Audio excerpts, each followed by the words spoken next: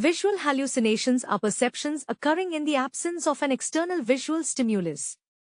They may occur in individuals with normal vision or impaired vision and can arise from neurological, ophthalmological, psychiatric, metabolic, or substance-related causes. In psychiatry practice, the presence of visual hallucinations should immediately prompt careful evaluation for organic etiologies, especially when they occur without prominent auditory hallucinations or formal thought disorder. The neuroanatomy of visual hallucinations involves the primary visual cortex in the occipital lobe, corresponding to Brodmann area 17, along with visual association cortices involving occipital, temporal, and parietal regions. Hallucinations may emerge due to irritative phenomena, such as seizures or migraine aura, or release phenomena, where loss of visual input causes disinhibition of visual cortical networks. Clinically, visual hallucinations can be classified as formed or unformed. Formed hallucinations include people, animals, objects, or scenes. Unformed hallucinations include flashes, lights, colors, geometric shapes, zigzag lines, or patterns.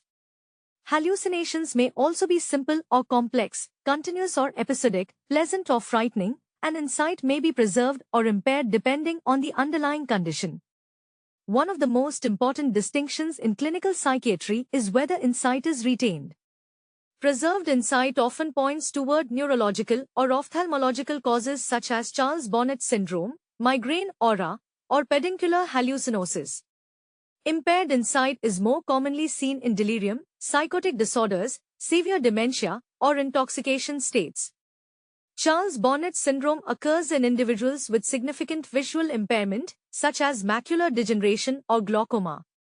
Patients experience vivid, formed, complex visual hallucinations, often involving people, animals, or elaborate scenes.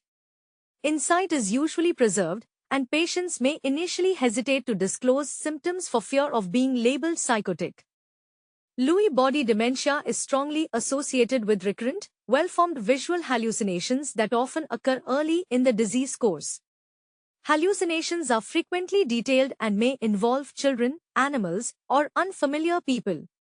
Associated features include fluctuating cognition, REM sleep behavior disorder, and Parkinsonism. In Parkinson's disease, visual hallucinations are often formed and tend to occur in low light conditions or during evening hours. Dopaminergic medications may contribute significantly. Insight is commonly preserved early in the illness but may deteriorate over time. Migraine aura classically produces unformed positive visual phenomena such as scintillations, fortification spectra, flashing lights, or zigzag lines. These symptoms typically evolve gradually over several minutes and are often followed by headache. Occipital lobe seizures usually produce brief, stereotyped, unformed visual hallucinations. Patients may describe colored lights, geometric patterns, or flashing shapes lasting seconds to minutes.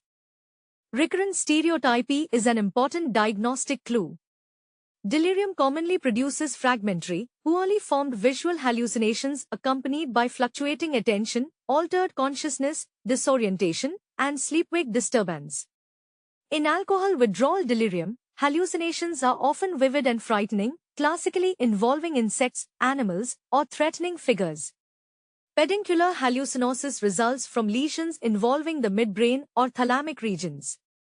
Hallucinations are vivid, colorful, dreamlike, and often pleasant. Patients may retain insight. Causes include stroke, tumors, multiple sclerosis, and other structural lesions. Visual hallucinations can also occur in schizophrenia spectrum disorders, although auditory hallucinations remain more common. When visual hallucinations are prominent in psychosis, clinicians should carefully evaluate for substance use, neurological disease, delirium, or atypical syndromes. Narcolepsy may produce hypnagogic or hypnopompic hallucinations occurring at sleep onset or awakening. These hallucinations are often vivid and dreamlike but are recognized as unreal. Anton syndrome occurs in cortical blindness due to bilateral occipital lobe damage. Patients deny blindness and may confabulate visual experiences despite objective visual loss.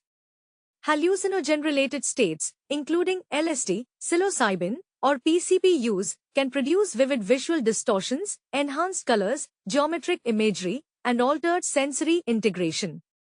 Medication-induced hallucinations may also occur with corticosteroids, anticholinergics, dopaminergic agents, or severe polypharmacy.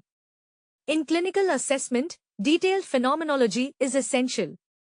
The clinician should ask about content, duration, frequency, emotional tone, context, lighting conditions, associated neurological symptoms, sleep state, medications, substance use, and degree of insight. Visual acuity testing, neurological examination, cognitive screening, and targeted investigations such as EEG or neuroimaging may be required.